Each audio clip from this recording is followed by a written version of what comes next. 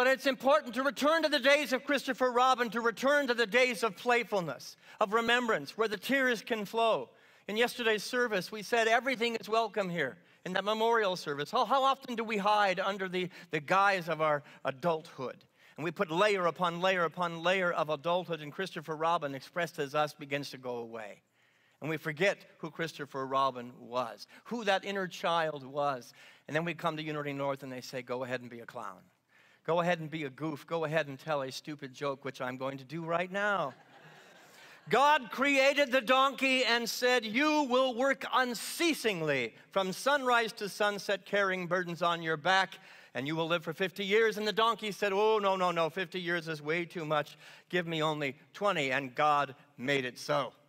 And then God created the dog and told him, you will guard the family house, and you will be humanity's best friend.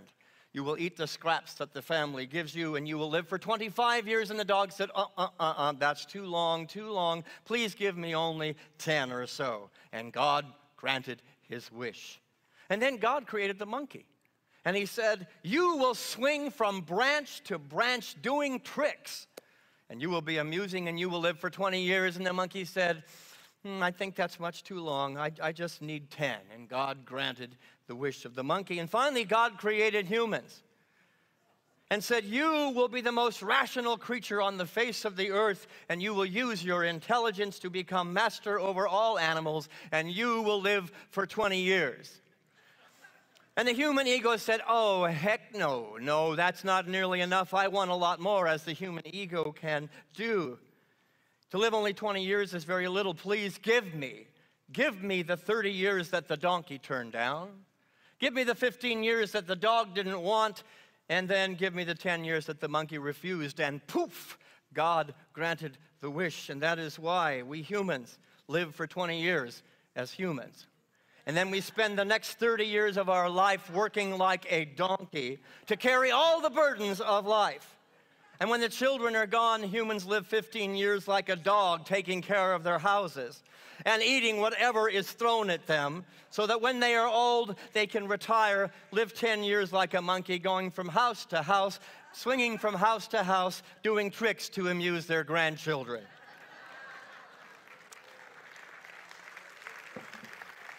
I don't know about you, but that is my favorite. I'm a monkey at heart. I love going from house to house, amusing my grandchildren. They like my stupid jokes.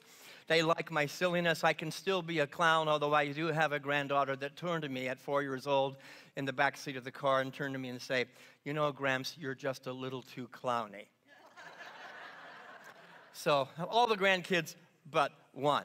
How many of you remember, as a kid, those of you who are in my demographic of about 60 years plus or minus a few, the Mutual of Omaha Wild Kingdom with Marlin Perkins?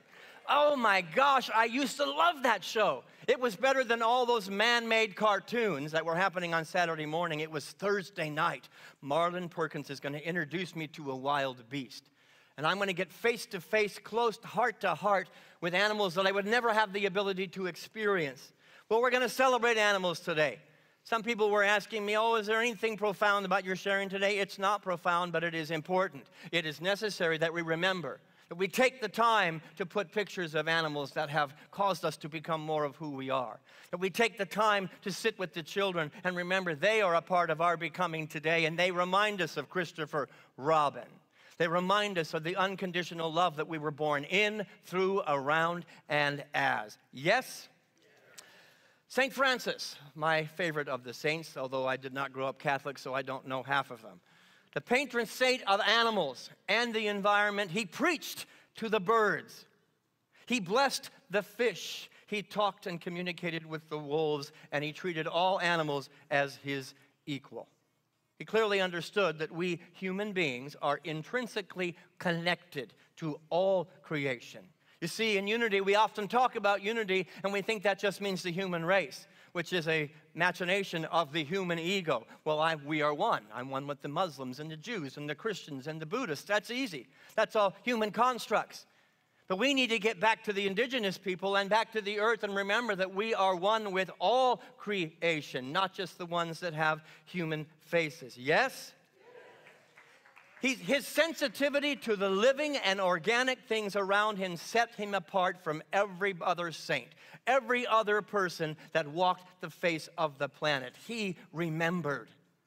He called all creatures his brothers and his sisters, and he widened the awareness of oneness between them and us and God. It was an inclusivity at the next level of being, without the human mindset getting into the idea of better than and less than, more worthy or less worthy. The word animal finds its root in the Latin words anima and animus. And this is what it stands for. Let's read those four words together: breath, spirit, soul, and mind. Let us resist the urge to look down upon any animal as if they don't have the same gifts of breath, spirit, soul, and mind. People often ask, oh, do dogs go to heaven? Well, hell yes, they go to heaven. And I pity the fool that doesn't think that they do. In fact, they're waiting at a higher dimension for us to catch up with them, to catch up with the love that we have forgotten. And perhaps today, just because the soul and the spirit and the breath and the mind take a different form, we can consider that these do not reflect something missing that we have and they don't, but rather something not covered up by the human ego. James Herriot, you all watch the PBS series, All Creatures Great and Small. As a kid, I devoured. Most people were reading The Lord of the Rings. I was reading James Herriot. Animals are very near and dear to my heart. All creatures great and small. The good Lord, what? Loved them all. This is what he had to say. Let's read this together. That's my brother, by the way. Together, if having a soul means being able to feel love and loyalty and gratitude, then animals are better off than a lot of humans. Consider that for a minute, that the animal kingdom is waiting for us to catch up, that they're a lot better off than we are, and we might have something to learn from them. I would add to that, with all apologies to James Herriot, that if having a soul is the ability to express love, loyalty, and gratitude, then remembering ourselves as part of the animal kingdom, eternally connected in a mutual reliance on each other, is a really good thing to do. And to not be impatient with any part of it. When we have the kids remind us of who we are. When we have the children remind us who we are, and the animals remind us who we are. Let us never forget that we belong to each other and that animals have a great deal to teach us on this earth school, in this earth school. Let me go through some of the teachers as I spent times with James Herriot and in zoos. Forgive me, for I have sinned. But let us learn loyalty and love from the pets that we have seen on the screen today and have warmed our families, warmed our homes, warmed our children, warmed our hearts. Let us learn freedom and vision from the glorious winged creatures of the sky. They used to call me the bird man as a high school student, because I would go sit with the birds, and I didn't need to go to church because I knew there was a God, and I knew that the dome was full of God when I was with the birds. And I had 3 parakeets growing up, Sam, Charlie, and George. And I think they loved me as much as I loved them, but I never pooped on them. Let us learn freedom and vision from the glorious winged creatures of the sky, teamwork from every school of fish and flock of geese. We as a community could learn a lot from the geese about how they get from point A to point Z. They belong to each other. Communication from every whale and wolf, and playfulness from every dolphin and monkey. Let us learn sacrifice from every animal that has given their life to sustain the eternal circle of creation. When was the last time you bit into a chicken sandwich or a hamburger and stopped and paused and went, an animal gave their life for this? And those of you who are vegetarian, God bless you. The Fillmores, the founders of Unity, were vegetarians. But at the very least, perhaps we can sit in reverence and awe in the sanctuary of eating a hamburger and recognize that there was an animal behind that. The indigenous people had reverence and awe for those creatures. We should do the same. Let us learn reverence and grace from the horse and the hummingbird. Let us learn perseverance from the snail and the turtle and swiftness from the cheetah and the gazelle. Let us learn community from the bees. You want to sit at the feet of a master, go watch a beehive and learn what is important for us to know as community, as fellow travelers on the earth. Patience from the spiders and strength from the ants. I don't know about you, but my favorite toy as a child was not a pop gun. It was not the slingshot. It was going and sitting. I'm a little weird, please forgive me, but I sat down with the ants and I created villages. Hundreds upon hundreds of ants that had little homes, little bridges, little rivers in their journey. And I grew an appreciation for the ants, the small things that are often insignificant. And I feel horrible today. I have a true confession. I was out at the labyrinth during the first service today, and there were bugs crawling on me. And I inadvertently, you have a little mark on my shirt. I'm so sorry. My forgiveness to the ant that didn't make it through the morning. And my apologies to anybody in the service who doesn't make it through my sermon today either. Julie gave you all permission to sleep today. I don't know. But let us learn respect from the lion, honor from the tiger, and compassion from the elephants. You want to learn about compassion, go study an elephant. Let's learn Sabbath from the bear, forgiveness from the dog, hard work from the beaver, and not to be left out, all you cat people. Let us learn self-assurance from the cats. Albert Einstein, one of the greatest thinkers to ever. Don't take my word for it. Let's see what Albert Einstein had to say, this very long quote. Let's read it together. A human being is a part of the whole called by us universe, a part limited in time and space. He experiences himself, his thoughts and feelings as something separated from the rest, a kind of optical delusion of his consciousness. This delusion is a kind of prison for us, restricting us to our personal desires and to affection for a few persons nearest to us. Our task must be to free ourselves from this prison by widening our circle of compassion to embrace all living creatures and the whole of nature in its beauty. You know, I talked about zoos, and we put animals into cages in zoos, and I won't begin to comment too much further about that, but I will say that Albert Einstein says that we're the ones that are in the prison because we've lost the reverence and the awe for the fellow inhabitants of our earth home. All creatures are created equally as part of God's ecosystem of mutual survival. This is a truth not just founded in a mindset of what the animals represent to us, our entertainment, but their value and their good was pronounced before any of us ever got here. I'm going to give you a little bit of scripture. It's all metaphorical, the Older Testament even more so, but they were here first in the book of Genesis. Let's go back to the very beginning. This is what we read together. Let the waters bring forth swarms of living creatures, and let birds fly above the earth across the dome. Let the earth bring forth creatures of every kind, creeping things and wild animals of the earth. And God saw that it was good.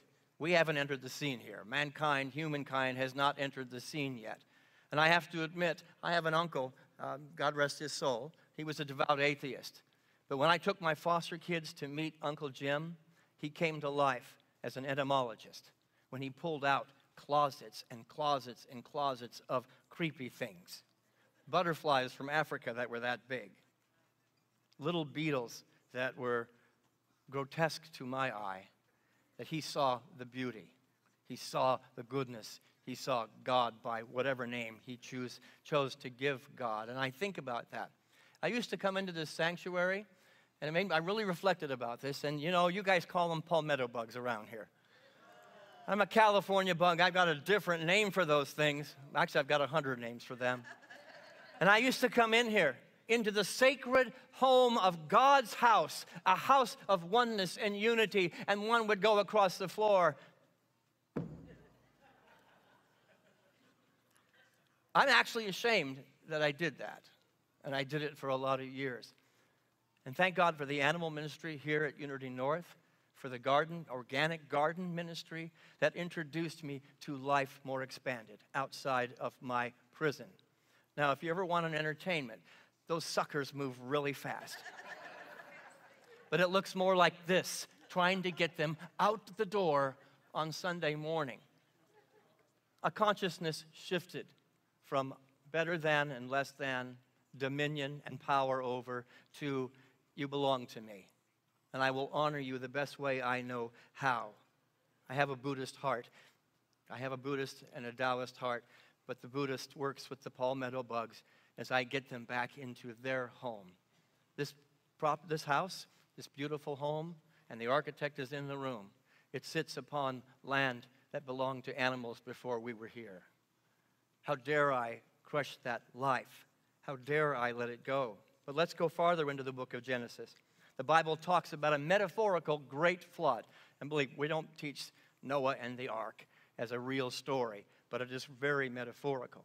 A great flood where God rescued all the living species and made a covenant with us. The covenant was to protect the earth and all her creatures. We forget that part. A covenant. The rainbow is the covenant to protect the earth and all of God's creatures. Perhaps this was the very first Endangered Species Act. Let us remember today that the covenant was clearly not ours, and the earth is clearly not ours alone. We as human beings need to confess that we have systematically mistreated, depleted, crowded out, neglected the animal kingdom, and treated them as commodities, as entertainment, and not the blessed creations of God that they are. You know, we honor our pets, and we will honor them again at 2 o'clock, but I think we're the pets. When you see the pictures on a screen, what is awakened is far deeper than entertainment. What is awakened with the goodbye is far more meaningful than any sermon that I can preach. It is unconditional love without words. It is unconditional love expressed as an organic state of being, and we as part of the animal kingdom might learn a lesson from that. Beyond our words, beyond our actions, beyond our jobs, beyond our big, beautiful temples is a holy, sacred land called earth, and a brother and a sister called wolf, called palmetto bug, called bee, called anything you want to call it. It's extensive. We have not shown the proper reverence or respect that they not only deserve, but we have been scripturally charged to. One more scripture, and I'm going to invite the band to come up. We go back to Genesis. We were told to exercise dominion. Dominion. And we have taken that from the human ego for a very long time, greater than, less than, power over. That's a mistranslation. But let's go ahead and take the word dominion. It constitutes responsibility. Responsibility for the earth, not possession. We are not here to dominate creation, but rather to respect and to care for it. Our love for and our service to creation is the only basis for our right to be here. I want to say that again, and you guys can come up now. Our love for the earth and her creatures and our service to creation is the only basis for our right to be on earth. Unfortunately, many of Earth's creatures have either become or are threatened with extinction. When we diminish any animal, not just the human ones, we not only compromise their ability to survive, but we are compromising our own ability to survive as well. Oneness and unity is not a human construct alone. All life was created to be together as partners and companions to one another. We as humans are just one species of animal on this planet, but the one that's been given the most responsibility. Today, as we prepare for this annual animal blessing, may we vow to remember that our family is not and has never been contained within a human construct alone, but that we live and we breathe, we work and we love among the animals. Our sacred prayer and vow today is to love them, to bless them, to care for them, and to protect them. And there's absolutely nothing profound about this message today, but it is everything. I didn't dazzle you or entertain you with deep spiritual thinking concepts today. having children come up and look at pictures and talk about pets and talk about the earth, well, that feels good. If it just feels good to you, then you're looking at a zoo, and it's an entertainment. I'm saying look with a reverence that the earth is screaming for. The earth is yelling and screaming, you've forgotten that we belong to you and you belong to us.